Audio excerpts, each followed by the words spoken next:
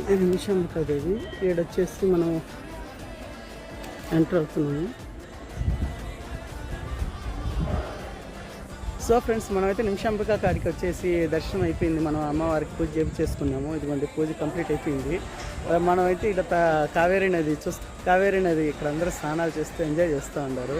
మనమైతే సోలోగానే కదా వచ్చింది, ఏమి డ్రెస్ కానీ టవల్ కానీ ఏమి తెచ్చుకోలేదు. అదే కొంచెం ఇబ్బంది. లేకపోయింటే మనం కూడా స్నానం చేసి ఎంజాయ్ చేసేది అనుకుండేది. జర్నీ చేసేటప్పుడు మనతో పాటు ఖచ్చితంగా ఉండాలి. అలా ఉండినప్పుడు మాత్రమే మనం ఖచ్చితంగా వాళ్ళతో కలిసి ఎంజాయ్ చేయొచ్చు.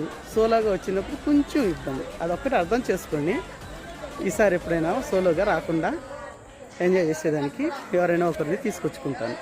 ఓకే ఫ్రెండ్స్, ఇక్కడ ఇంకొక వీడియో చేయాలి. ఇక్కడ అన్నదానం పెడతారంట, అది ఒక్కసారి కనుక్కొని చూసుకొని భోజనం చేయాలి. ఆకలిస్తుంది.